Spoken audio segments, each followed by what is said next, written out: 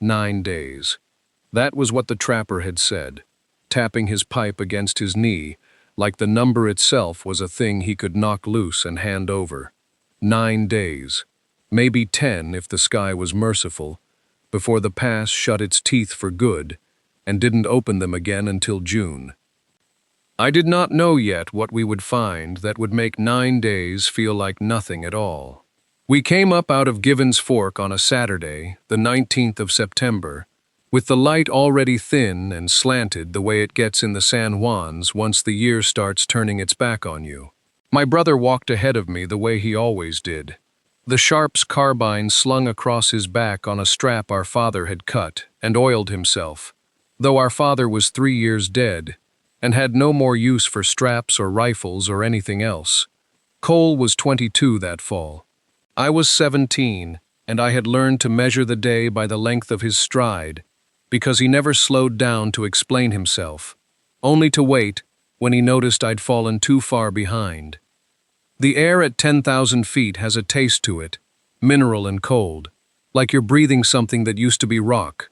We had 38 pounds of dried goods and tools split between our 2 packs, a hand axe, a bedroll each, a tin cup we shared without complaint, and $6.40 in coin, which Cole kept in a pouch sewn into his coat because he didn't trust pockets. That was the whole of what we owned, walking up toward Cascabel Pass, with the count already running in my head. 9 days, 9 days. The way a man counts his own pulse when he's not sure he likes what he's hearing. We meant to be over the pass and down the other side before the snow came.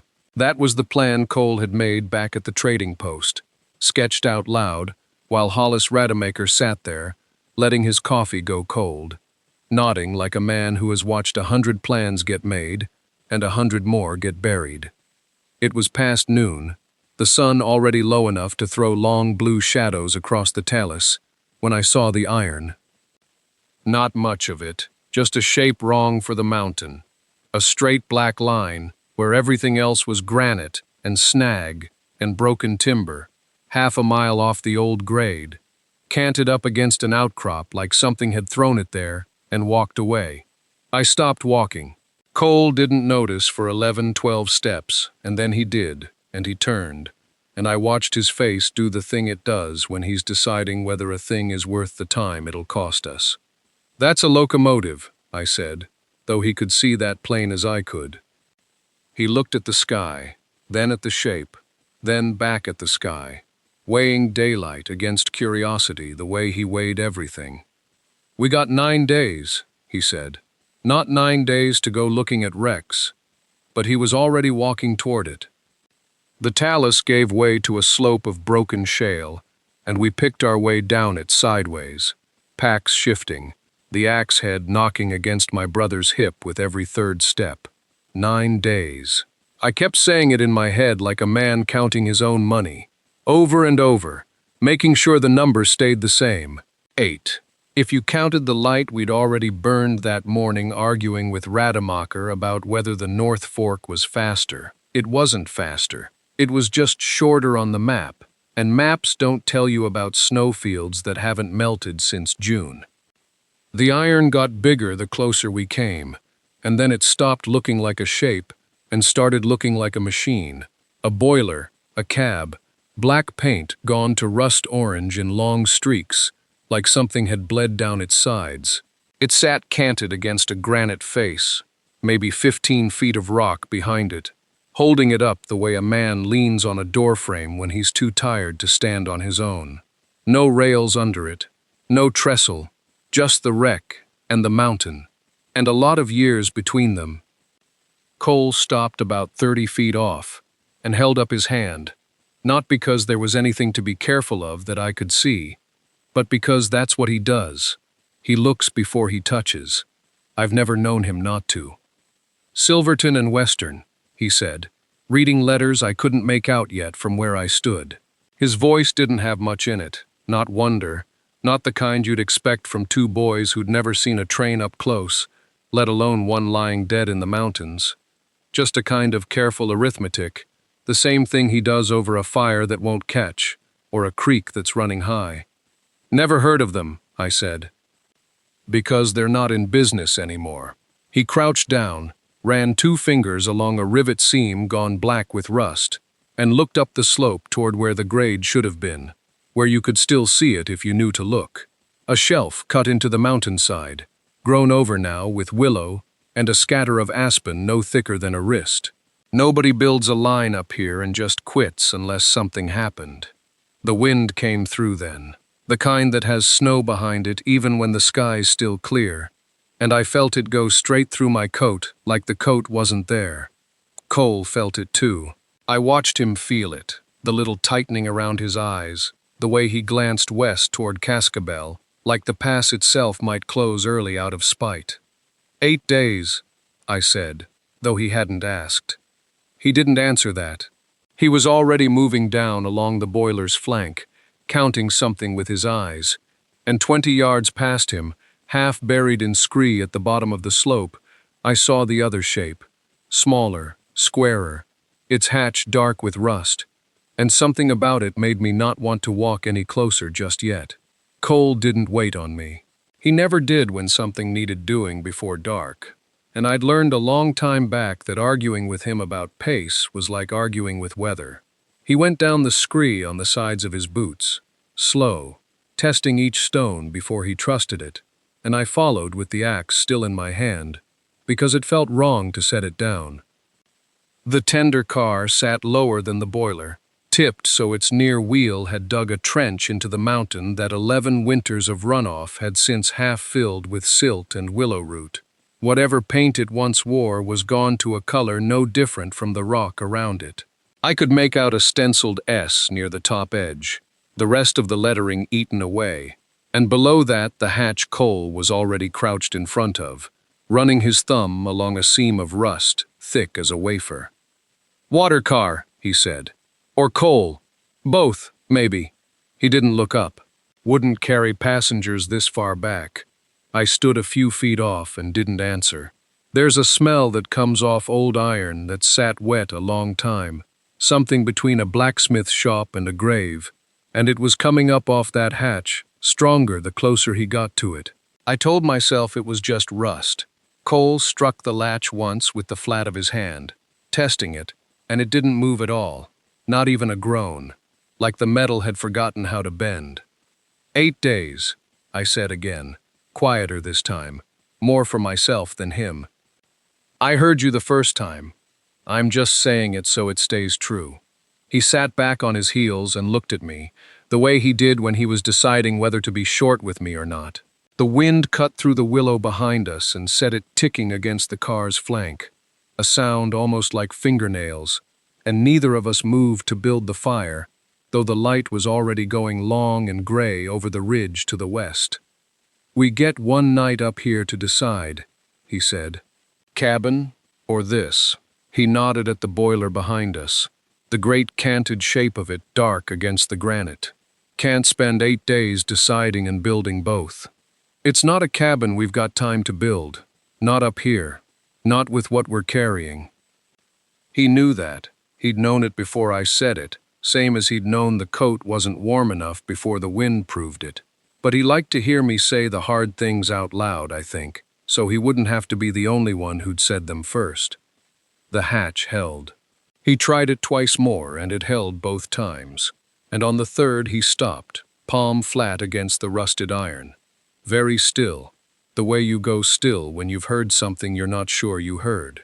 I watched him listen. I didn't hear anything myself. Just wind, just the willow ticking. Just my own breath going shallow in my chest, for no reason I could name yet. He held that stillness longer than I liked, long enough that I stopped pretending to watch the fire and watched him instead, the line of his jaw, the way his breath came out slow through his nose, like he was trying not to disturb whatever he thought he'd heard. Then he took his hand off the hatch and stepped back, and whatever had been in his face went smooth again, the way it does when he decides a thing isn't worth saying yet. "Nothing," he said.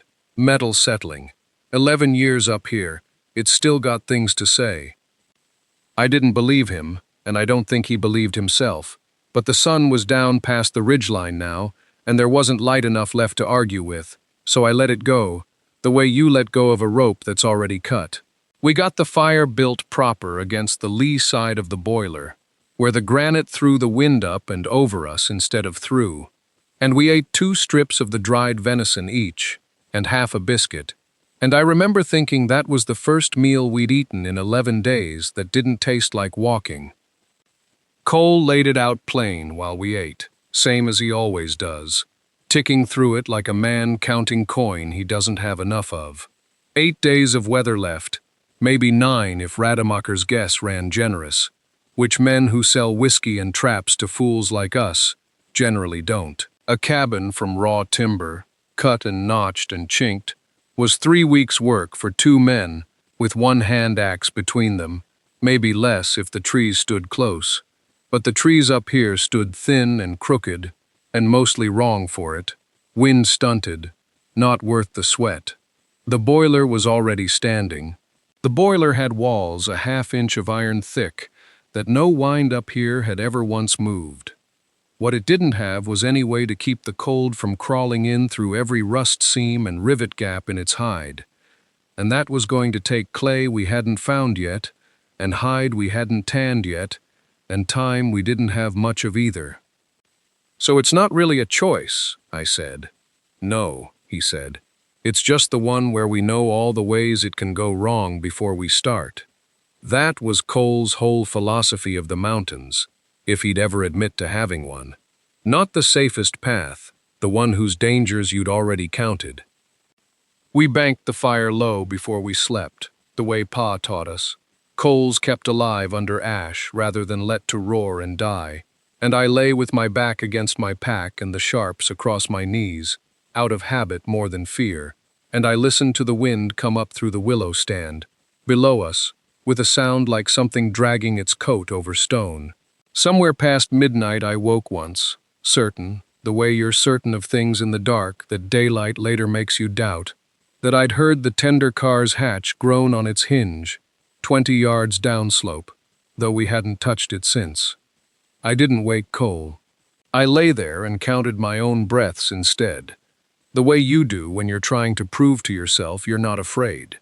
And somewhere around 40 I convinced myself it was only the wind finding a new angle on old iron, the kind of sound a wrecked thing makes, settling into ground that never asked to hold it. By the time the sky over the ridge went from black to the gray-blue of a held breath, I'd near talked myself out of it entirely. Near. We had 7 days left before Rademacher's snow, and I said so out loud while we ate cornmeal cake off the tin plate, because saying the number kept it honest between us, kept it from becoming a thing we only felt and never spoke. 7's enough if we don't waste a morning on nerves, Cole said, and went down to the tender car himself before I'd finished chewing. I followed because I wasn't going to let him go alone, and because some part of me needed to see the hatch shut the way I remembered it, rusted through at the hinge pin, canted but closed, exactly as it had been the evening before. It hadn't moved. The rust had a certain color to it, that dull orange-brown that hadn't been disturbed in years, no bright scrape where metal had turned against metal. Cole crouched and ran his thumb along the seam and looked at it a long moment, the way he looks at a horse he doesn't quite trust. Ice, he said finally. Contracts at night. Creaks when it does. That's all a hatch is good for out here, making a sound like something's inside wanting out. I didn't tell him I hadn't been thinking about something wanting out. I'd been thinking about something that had been in there 11 years not making a sound at all, and how a thing like that earns the right to make one eventually, if it's ever going to. We spent that day on the boiler instead, which was the sensible thing, the thing that put distance between me and my own imagination. Cole had found a seam of blue-gray clay in the cut bank, where Coyote Creek doubled back on itself, not 30 yards from where the trestle timbers still lay half-buried and black with old char, and we packed 4 pounds of it up the slope in my spare shirt, tied off at the sleeves. It wasn't enough. It wasn't close to enough. But it was clay, and clay was a thing we hadn't had the day before, and Cole said that was how you measured a day out here. not by what you finished, but by what you now possessed that you hadn't at sunup. We worked until the light went thin and slanted, packing the smaller gaps around the firebox door, and neither of us went near the tender car again, though I noticed, and didn't say, that Cole had shifted our camp 8 feet further from it than the night before, closer in against the granite outcrop, like a man arranging furniture around a room he hadn't admitted yet was haunted. 6 days left, and the first thing I did on waking was count them on my fingers under the bedroll before I even opened my eyes, the way another man might say a prayer. The morning came in gray and still, the kind of stillness that isn't peace, but the held breath before something. Cole was already up, crouched at the firebox door, testing the clay we'd packed the evening before, pressing his thumb into it to see if it had cured, or if the cold had only stiffened it on the surface, the way ice skins a puddle. It crumbled at the second knuckle.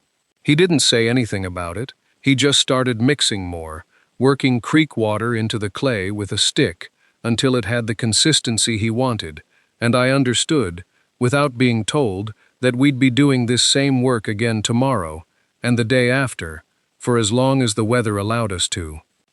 I went to gather moss off the north face of the outcrop, where it grew thick and wet in a green, so dark it looked black in the shadow, and it was there, on my knees with my hands full, that I heard the wind change. It came down off the pass with a different sound than it had carried the day before. Not the dry rattle through the pines, but something with weight in it, something that moved the branches all at once, instead of one at a time. Cole heard it too. He stood up from the firebox and looked north, toward Cascabel, and neither of us spoke for the length of time it took the gust to pass over us and go on down the mountain. "That's not snow yet," he said. "No," I said, though I hadn't been asked a question so much as told one, and I understood he was saying it to himself as much as to me. We worked through the afternoon with the wind gusting at intervals, and I found myself timing my breath to it without meaning to, the way you'll fall into step with a man walking beside you. By the time the light started going, we had the firebox door sealed tight enough that Cole could hold his palm an inch from the gap and feel no draft, and he allowed himself something close to satisfaction over it, though he didn't say the word. He only nodded once, the way our father used to when a fence post held. That night, the cold came in harder than it had any night before, and I lay listening to the iron of the boiler contract around us with small ticking sounds, like something inside the metal settling into a shape it hadn't held before. Cole was awake beside me. I knew it by his breathing. 6 days, I said, into the dark, not because he needed reminding, but because saying it out loud made it smaller somehow, more like a fact and less like a weight. He didn't answer for a while. "Tomorrow the tender," he said finally. "We can't keep walking around it." I didn't sleep much after that. I lay there working out the shape of the tender in my mind, the way I'd seen it lodge 20 yards downslope from the cab, canted at an angle that made the hatch face the sky instead of us, rust bleeding orange down its side, like something had been weeping out of it for 11 years. We'd walked past it a dozen times, gathering wood and hauling clay from the creek bank, and both of us had found reasons not to look at it straight on. Cole called it superstition when I said as much the second day. He doesn't believe in that. But he'd routed our water-hauling path around the downhill side twice now, and I'd noticed, the way you notice a man avoiding a room in his own house. Morning came gray and still, the kind of stillness that feels borrowed, like the mountain was holding something back rather than giving us a gift. 6 days! I said the number to myself again while I laced my boots, testing whether it still felt like a fact, or whether it had started, again, to feel like a weight. We ate the last of the previous night's cornmeal cold, standing up, because Cole didn't want to waste time on a fire we'd have to build twice in one day. He checked the sharps out of habit, though there was nothing up here that needed shooting, and slung the hand axe through his belt loop instead of carrying it loose, which told me he was thinking about the hatch and what it would take to open something that had rusted itself shut across 11 winters. "You don't have to come down with me," he said, not looking at me, coiling a length of rope over his shoulder that we'd stripped weeks back off an old trap line. "I'm coming," I said. He nodded, the way he does when he's already decided a thing, and my agreement is only a formality. But I saw something in the set of his jaw that wasn't only decision. It was the same look he'd had the morning after our father died, when he told the undertaker in Silverton he'd dig the grave himself to save the $4, and then stood over the hole afterward longer than digging required. We started downslope with the frost still hard underfoot, our breath going out ahead of us, in short white bursts that the wind took apart before they'd finished forming.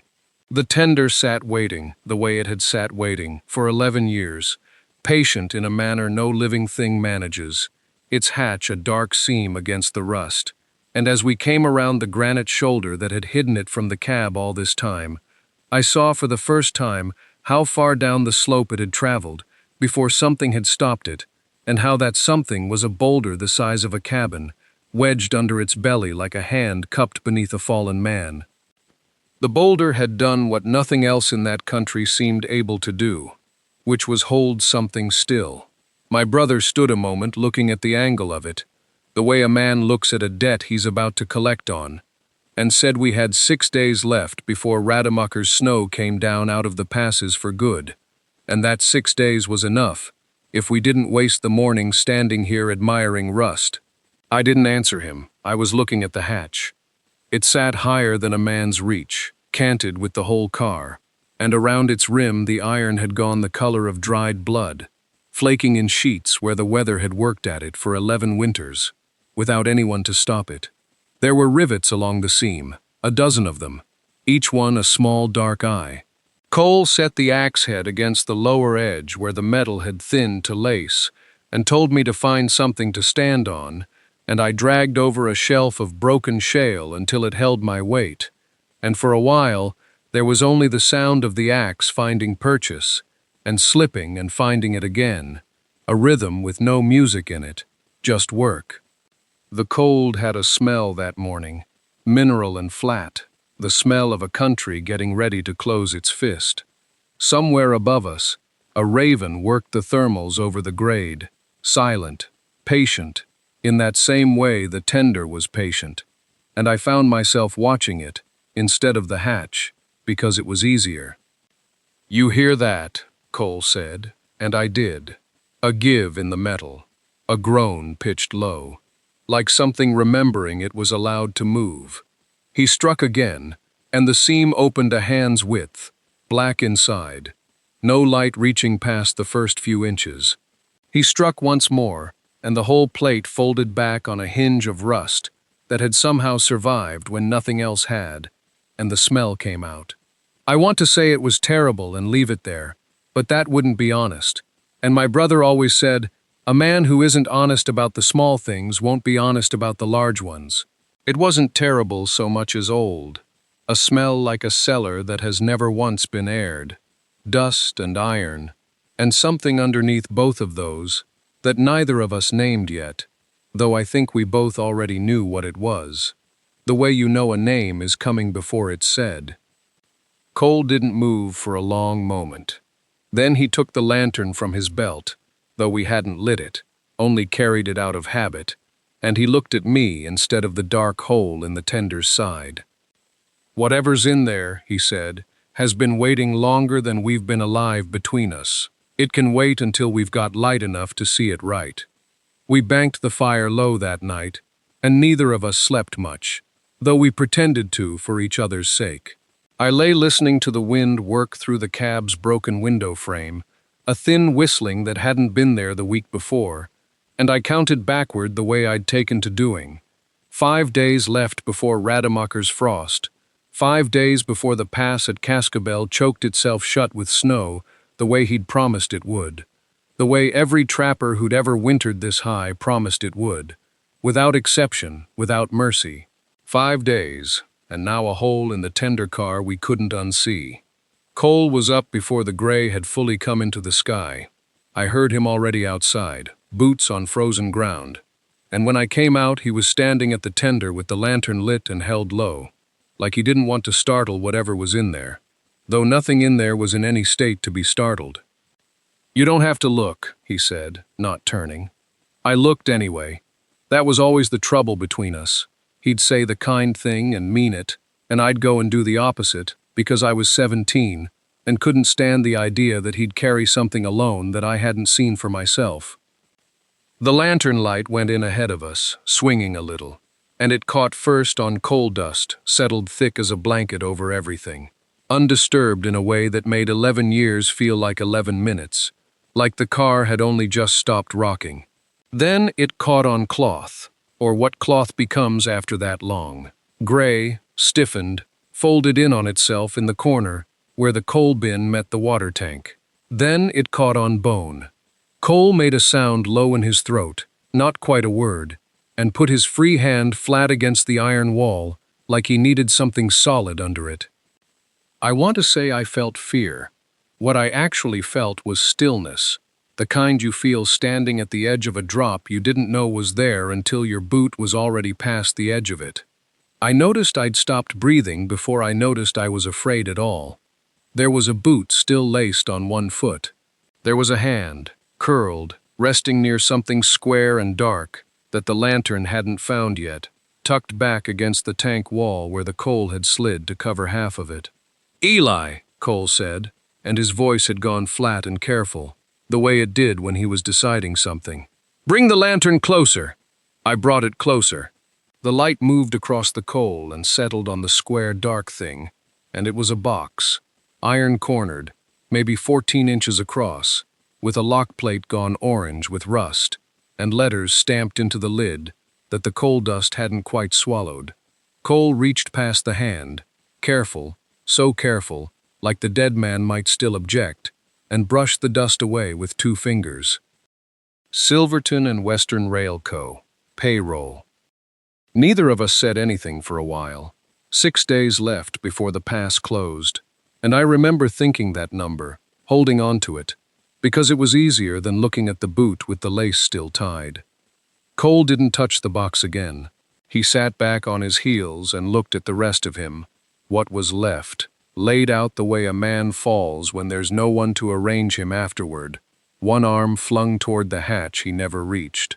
There was a coat, mostly gone, and under it, close to where a shirt pocket would have been, a watch. Cole lifted it out with the same 2 fingers, wiped it against his own trouser leg, and the case caught the lantern light, gold-colored, a little dented, the crystal cracked, but whole. "He was reaching for the door," I said. It was the first thing either of us had said in a full minute. The whole time, he didn't die trying to save the money. "No," Cole said. "He died reaching for the door, and the door didn't open." I thought about the way the hatch had shrieked when we forced it. 11 years of rust fusing hinge to frame, and I understood then that it had probably shrieked exactly that way the night the trestle went, except from the inside, except with no one out there to hear it, except it never opened at all. Not for him. Not until 2 brothers came along looking for a place to spend a winter they hadn't earned the right to survive any easier than he had. Cole set the watch down on the flat of the strongbox lid, gently, like he was setting something back where it belonged instead of taking it. Then he looked at me, and I knew that look.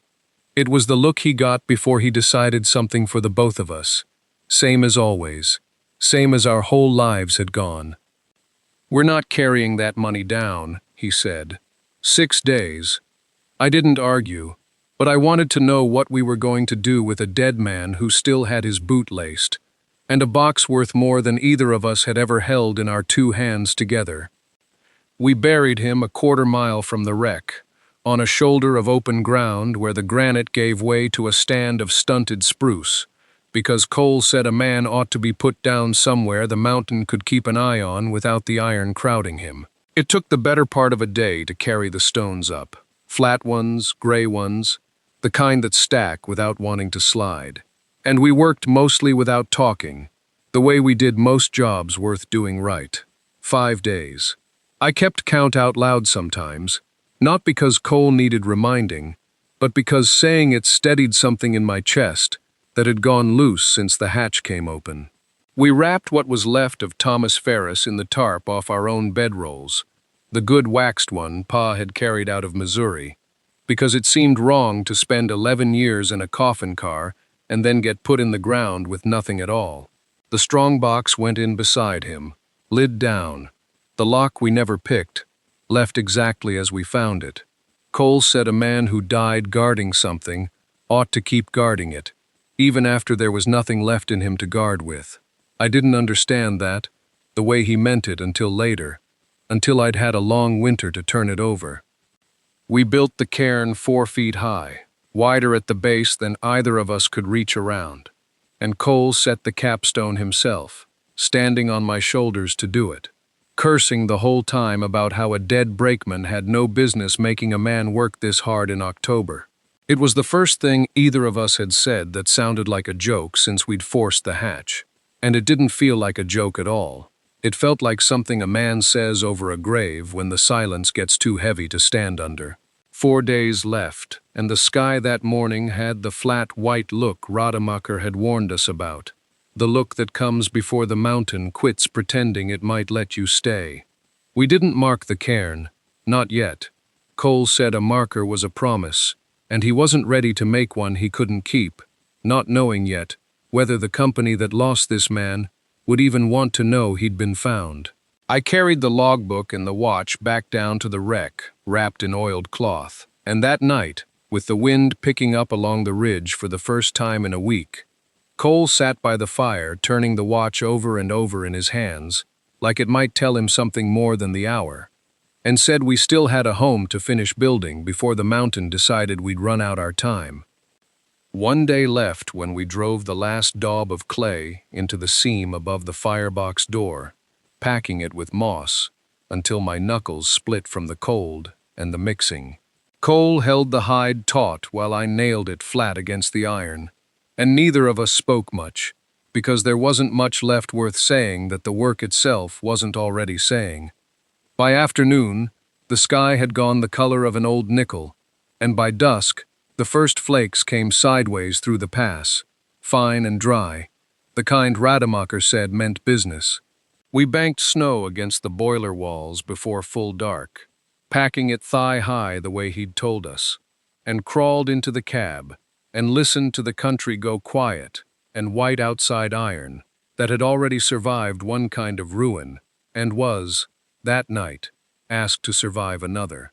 The stove drew clean. The pipe held. We were warm. I won't pretend the winter passed easy. There were nights the wind found every seam we'd missed, and nights Cole didn't say a word for hours, just sat with the watch in his palm. But we were alive in April, when the drifts finally opened enough to walk the grade again, and alive still in May, when we heard, before we saw, the sound of a work crew's axes down along Coyote Creek. A Denver and Rio Grande relief gang, 6 men and a foreman named Whitcomb, come to strip what iron off engine 217 the mountain hadn't already claimed. They found us living in it. Nobody quite knew what to say about that, and in the end, nobody said much of anything. I tore the payroll ledger's last page loose that morning, the one with his name typed plain above the company's careless little word, presumed, and nailed it to the cairn marker myself, out where the quarter-mile trail bent toward the rock slide. Cole didn't stop me, he just stood there with his hat off, which he almost never did. They sent the watch on with the crew, addressed to whatever kin a company clerk in Denver could still trace. Whether it ever reached anyone, I never learned. We stayed through one more winter after that, and by 1897, the old grade had gone to willow and the engine to rust. And most folks who pass that stretch of the San Juans don't know there's a man buried a quarter-mile off it, whose name the company finally had to write down instead of losing twice. That's the whole of it. 2 brothers, 9 days, and an iron shell that kept them warmer than most houses I've slept in since. If you've got a brother worth that kind of cold, tell us about him below. And stay close, because the mountains aren't done giving up what they've kept.